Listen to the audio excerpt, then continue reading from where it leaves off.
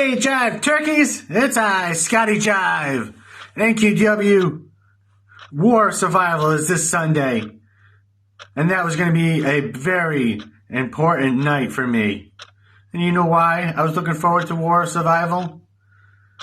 Because that night would be the Canadian icon Scotty Jive's final appearance, my last commitment fulfilled in this company. I would have fulfilled all my obligations and could go back to Calgary and never have to come back here ever again.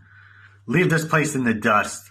Watch from Calgary, Alberta, Canada, as this place implodes on itself, destroying itself from within, just like the fate of WCW, Whaling City Wrestling, or ACW, Alliance Championship Wrestling. I've been there. I've seen it all. This has the same bullshit, immature drama, diseasing its locker room. And I've been having my fill of it for way too long.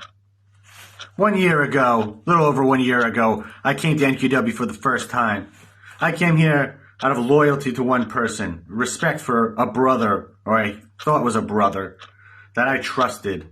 He, like a politician, he sold me and got my vote to come to NQW. Despite my mindset not being the best at the time, I was grieving for a lot of things that I've lost in my life. I was depressed. I was not the person I once was in that squared circle. But I came there and I shook the hand of your NQW heavyweight champion, the franchise Brian Sire, the person that sold me to come here to NQW. I shook his hand. I trusted him. After that night I wrestled. NQW offices came to me and they offered me a deal to sign with them for the entire year, committing to them. And while I had second thoughts, and I should have followed that instinct, I signed here for a whole year.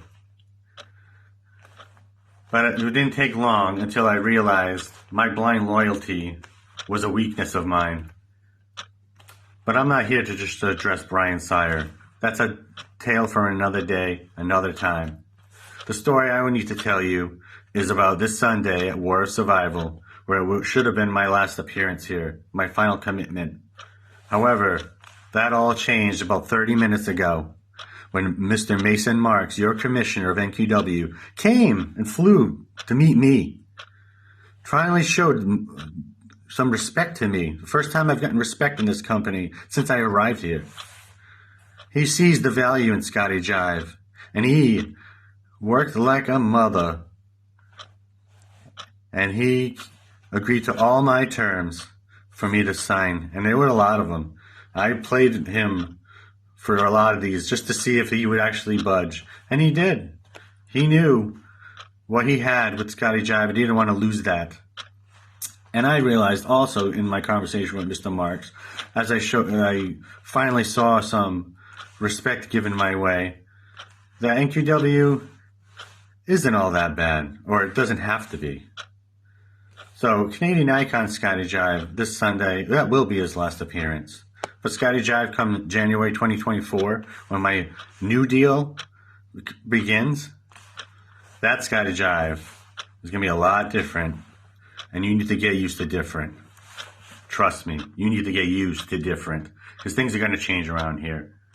I'm going to be karma incarnate. And I don't care if you're good, you're bad, or you're very ugly, like Tonto. I'm going to come for everybody who I think is wrong for this company, that is killing this company slowly. I refuse to let it die. So I have a mission for 1 year to fulfill my commitment to saving this company from its own destruction. It starts at War of Survival. And I do have a fight on my hands. Because during my meeting, we got interrupted just as I was signing that contract. The ink on that paper wasn't even dry yet, as we got interrupted by a message from one Grapplin Greg, who humble bragged about beating Draven in his last appearance, which is kudos to you, man. That is a big deal. You should brag about that. Draven's no pushover. He's a big man. He's not easy. And you did beat him. But all of a sudden, you come here, you have a couple of matches, you win a big match, and now your inflated ego goes wild. Well, Grape Ape, that doesn't fly well with people like me in this locker room. And in fact, about 30 seconds after that video feed ended, my phone blew up. And 2 messages came through that stood above the rest. You managed to piss off 2 people who have no problem with violence, no problem with being merciless, just like me. Those 2 men were Paul Michael and Nix. That's right. Convicted psychos, huh? Those 2 guys you pissed off too. And because I was a generous person, I'm in the giving mood. It's the holiday season. I told Mr. Marks I would easily take up Mr. Gaping Asshole on his challenge, or open challenge he'd want, to compete at War of Survival, so he can shoehorn himself and try to steal some spots. However, because Paul Michael and Nix also got pissed off and want to fight, Mr. Marks wasn't going to give us a 3-on-1 advantage. He decided to even the odds. Since the convicts have had issues with Clowns RS, Tonto, and Briggs, and believe me, I know all about the Short Bus Express with my dealings with Tonto and all his games. But just see how he's limping around. He's never going to be the same again. Now that you have those 2 people as your partners, let me tell you, it's still a handicap match when you have those 2 as your partners. So it might as well have been 3-on-1. So I hope you are ready for a fight. You asked for this. Remember that. Remember that, you gaping asshole. Come War of Survival. It's the convicts, Paul Michael, Nix, and Scotty Jive.